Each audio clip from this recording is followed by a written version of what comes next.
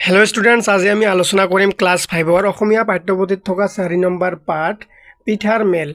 এই পাঠৰ অন্তৰ্গত পাঠভিত্তিক ক্ৰিয়াকলাপত থকা গোটেইখিনি প্ৰশ্নৰ উত্তৰ অতি সুন্দৰকৈ আলোচনা কৰা হৈছে আৰু প্ৰশ্নৰ উত্তৰবোৰ তোমালোকে দেখা পাইছা একেবাৰে চুটিকৈ লিখি দিয়াৰ চেষ্টা কৰা হৈছে। চ' তোমালোকে এবাৰ পাঠটো চালে আৰু বেলেগ একো পঢ়িব নালাগিব আৰু বহুত সোনকালে পাঠটো ক্লিয়াৰ হৈ যাব তোমালোকৰ।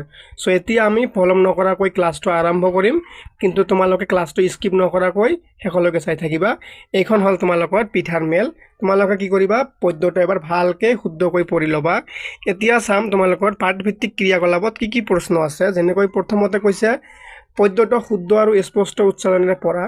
তোমালোকে পঢ়ি ল'বা ভালকৈ, দলত ভাগ হৈ পদ্যটো আবৃত্তি কৰিবা আৰু পিঠাৰ মেল পদ্যটো কাহিনী আকাৰে তোমালোকে ক'বা এবাৰ, ঠিক আছে। এতিয়া কি কৈছে যে কোনে কাক কি প্ৰসংগত কৈছে, মানে কোনে কাক কি প্ৰসংগত কৈছে। যেনেকৈ প্ৰথমটো কথা আছে যে এই দেশত আৰু বেছি দিন নাই আমাৰ ভাত। এই কথাষাৰ কোনে কাক আৰু কি প্ৰসংগত কৈছিল। ইয়াৰ উত্তৰ হ'ব যে উক্ত কবিতা ফাঁকি চুঙা পিঠাই খোলা চাপৰীয়া বাই, অৰ্থাৎ খোলা চাপৰীয়া পিঠাক দেশত পিঠাবোৰৰ মান সন্মান কম হোৱা বুলি মানুহে নতুন নতুন মিঠাই পাই পিঠাবোৰক অনাদাৰ কৰা দুখত উক্ত কথাষাৰ কৈছে। এতিয়া খ নম্বৰত দিয়া আছে যে কিয় ক'ব তেনে দুখ লগা কথা। এই কথাষাৰ কোনে কাক আৰু কি প্ৰসংগত কৈছিল। ইয়াৰ উত্তৰ হ'ব যে উক্ত বাক্যশাৰী সুতুলি পিঠাই কৈছে যেতিয়া সুতুলিয়ে খোলা চাপৰীয়া চুঙা পিঠাই সিহঁতৰ ভাত আৰু দেশত বেছি দিন নাই বুলি কৈ থকা শুনিলে। এতিয়া নেক্সট আছে যে লাৰু আৰু পিঠাবোৰক খাই ঘিণৰ চকুৰে চাই। এই কথাষাৰ কোনে কাক কৈছিল।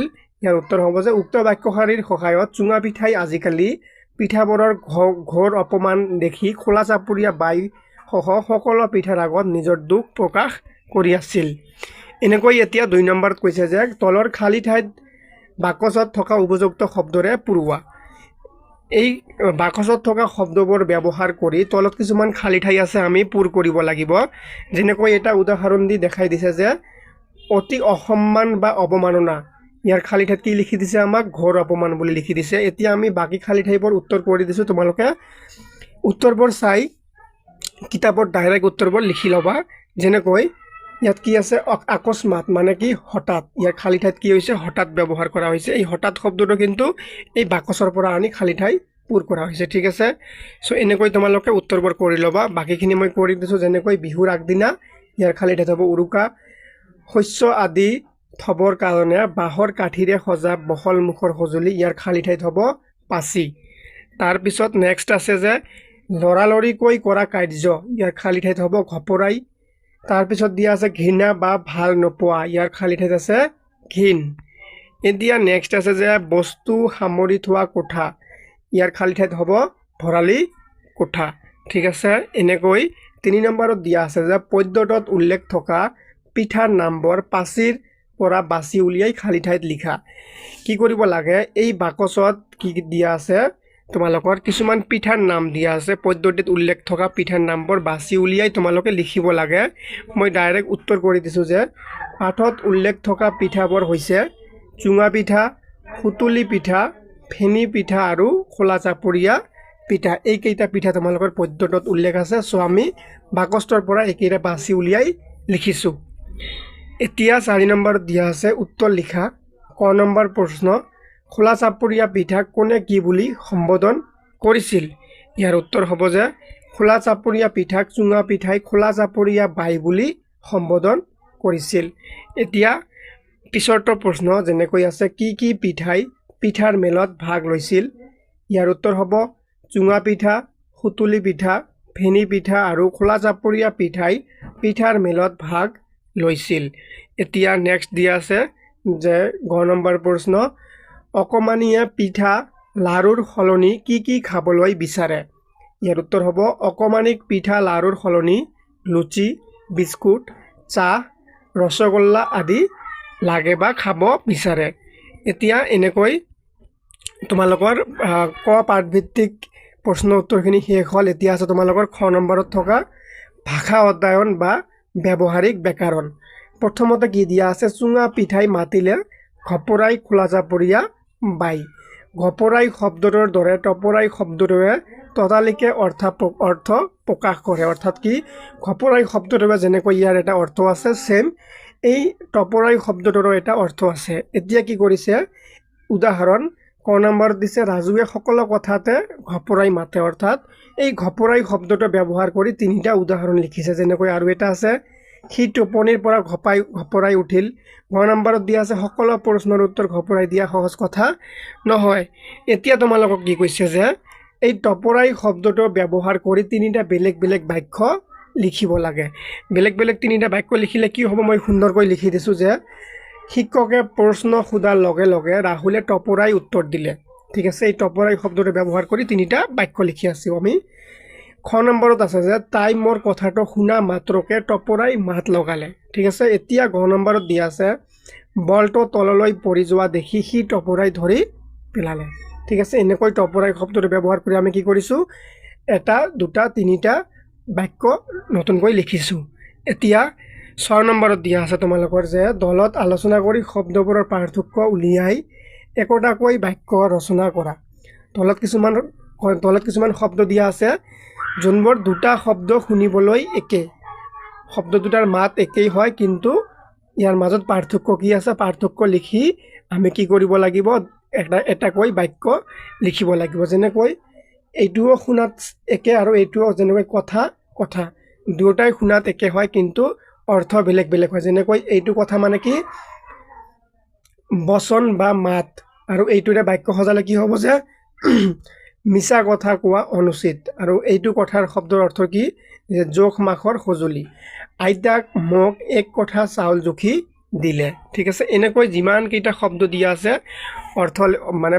পাৰ্থক্য লিখিব লাগিব আৰু একোটাকৈ বাক্য ৰচনা কৰিব লাগিব যেনেকৈ পানী দুটা শব্দই শুনাত একেই হয় কিন্তু এইটো পানীৰ অৰ্থ কি জল তোমালোকে বানানটো বেলেগ আছে চাই ল'বা ভালকৈ এইটো পানী হ'ল জল পানীয়েই প্ৰাণীৰ প্ৰাণ আৰু এইটো পানী মানে কি হাত সৰস্বতী দেৱীৰ আন এটা নাম হ'ল বিনা পানী এতিয়া মাটি এইটো মাটিৰ অৰ্থ হ'ল যে মৃত্তিকা বা ভূমি খেতিয়কে খেতি কৰিবলৈ মাটি চহাইছে আৰু এটা মাটি দিয়া আছে আৰু ইয়াৰ অৰ্থ কি মাইকী বা স্ত্ৰী বাচক এইজনী মাটি ছাগলী ঠিক আছে এতিয়া নেক্সট দিয়া আছে দিন দিৱস বা বাৰ আজি বতৰটো বৰ ভাল দিন আৰু এইটো দিন মানে দুখীয়া বা দৰিদ্ৰ আমি সদায় দিন দুখীয়াক সহায় কৰিব লাগে তাৰপিছত এতিয়া নেক্সট দিয়া আছে কালি যোৱা দিন অহা দিন ঠিক আছে যোৱা দিন অহা দিন কালি বৰষুণ দিছিল আৰু এইটো কালি কি এগৰাকী দেৱী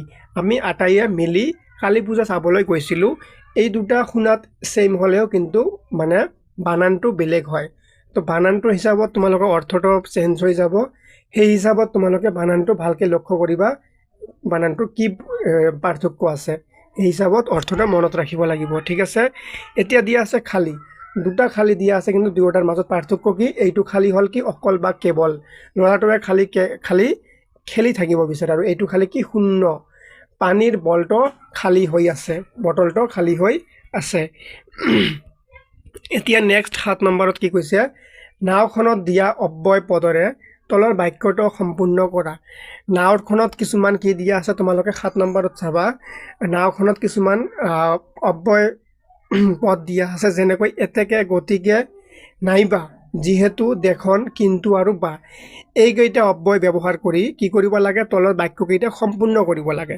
তলত কিছুমান বাক্য আছে মই সুন্দৰকৈ উত্তৰ লিখি দিছোঁ যেনেকৈ মই ডাইৰেক্ট উত্তৰ লিখি দিছোঁ ৰমলা আৰু ৰহিমলা দুয়ো ভাই ভনী ইয়াত কি ব্যৱহাৰ হৈছে আৰু এই আৰু শব্দটো কিন্তু আমি ওপৰৰ পৰা লোৱা হৈছে তোমালোকে কিতাপত চাবা এখন নাৱৰ ছবি দিয়া আছে তাত এনেকৈ এই অব্যয় পদবোৰ দিয়া আছে এতিয়া দ্বিতীয়টা বাক্য আমি সম্পূৰ্ণ কৰিম বিদ্যাই পৰম ধন এতেকে কি মনোযোগেৰে পঢ়া শুনা কৰিব লাগে ইয়াত কি ব্যৱহাৰ হৈছে এতেকে অব্যয় পদটো ব্যৱহাৰ হৈছে এতিয়া নেক্সট দিয়া আছে এই ঘৰ নাইবা এখন চকীৰ ছবি অঁকা ইয়াত কি ব্যৱহাৰ হৈছে নাইবা কাহিনী শুনিও দেখোন ৰস পোৱা যায় ইয়াত কি ব্যৱহাৰ হৈছে দেখোন তাৰপিছত নেক্সট কি দিয়া আছে যে মই আজিকালি খেলিবলৈ নাযাওঁ যিহেতু কাইলৈ মোৰ পৰীক্ষা ইয়াত কি ব্যৱহাৰ হৈছে যিহেতু এইকেইটা অব্যয় পদ আমি ক'ৰ পৰা লৈছোঁ নাওখনৰ পৰা লৈছোঁ ঠিক আছে এতিয়া গ নম্বৰত দিয়া আছে যে ইয়াত দিয়া আছে যে জ্ঞান সম্প্ৰসাৰণ অতিৰিক্ত জ্ঞানৰ বাবে 8 নম্বৰত কি দিয়া আছে যে দলত আলোচনা কৰি লিখোৱা তোমালোকে দলত আলোচনা কৰিবা তাৰপিছত উত্তৰবোৰ লিখিবা প্ৰথমটো প্ৰশ্ন যে তোমালোকৰ ঘৰত বিহুৰ আৰু আন উৎসৱত কি পিঠা ভাজে আৰু পৰে। তোমালোকৰ সকলোৰে ঘৰত নিশ্চয় বিহুৰ সময়ত বা বেলেগ উৎসৱৰ সময়ত পিঠা লাৰু কিবা কিবি বনায়। তোমালোকৰ ঘৰত কাৰ ঘৰত কি বনায় সেই হিচাপত তোমালোকে উত্তৰটো নিজেই লিখিবা। ফাৰ্ষ্টত তোমালোকে গ্ৰুপত এবাৰ আলোচনা কৰি ল'বা, তাৰপিছত তোমালোকে নিজে নিজৰ ঘৰত কি বনায় সেই হিচাপত তোমালোকে উত্তৰখিনি লিখিবা। যেনেকৈ আমাৰ ঘৰত বিহু আৰু আন উৎসৱত তিল পিঠা, ঘিলা পিঠা, নাৰিকলৰ পিঠা, সুতুলি পিঠা, পানী পিঠা আদি ভাজে আৰু পৰে। ঠিক আছে, এনেকৈ গোটেইখিনি যে একে লিখিব লাগিব সেইটো কথা নহয়, তোমালোকে নিজৰ ঘৰত কি পিঠা বনোৱা হয় সেইখিনি লিখিলে আৰু বেছি ভাল হ'ব। এতিয়া খ নম্বৰত দিয়া আছে যে পদ্যটোত থকা পিঠাবোৰৰ বাহিৰে কি অসমীয়া পিঠা আৰু জলপানৰ নাম জানা। মানে ইয়াত কৈছে পদ্যটোত যোনবোৰ পিঠা আৰু জলপানৰ নাম লিখা আছে এইখিনিৰ বাহিৰেও তোমালোকে কি পিঠা আৰু জলপানৰ নাম জানা লিখা। ইয়াৰ উত্তৰ হ'ব যে পদ্যটোত থকা, ইয়াত নথকাটো ভুলতে আহিছে, তোমালোকে ইয়াত থকা লিখিবা যে পদ্যটোত থকা আন কিছুমান অসমীয়া পিঠা আৰু জলপান হ'ল বৰা চাউল, কোমল চাউল, চিৰা, মুড়ি, আখৈ, সান্দহ, হুৰুম, মালপোৱা পিঠা, বৰপিঠা ইত্যাদি। এনেকৈ ষ্টুডেণ্টছ তোমালোকৰ ক্লাছ 5ৰ অসমীয়া পাঠ্যপুথিত থকা 4 নম্বৰ পাঠটো আমি আলোচনা কৰিলোঁ আৰু এই পাঠৰ পাঠভিত্তিক ক্ৰিয়াকলাপত থকা গোটেইখিনি প্ৰশ্নৰ উত্তৰ আলোচনা কৰা হৈ গ'ল। ষ্টুডেণ্টছ তোমালোকে ক্লাছটো যদি বুজি পাইছা বা ক্লাছটো ভাল লাগিছে লাইক কমেণ্ট কৰি শ্বেয়াৰ কৰি দিবা আৰু ৰাইমনা ক্লাছেছ ইউটিউব চেনেলটো ছাবস্ক্ৰাইব কৰিবলৈ নাপাহৰিবা। ধন্যবাদ সকলোকে।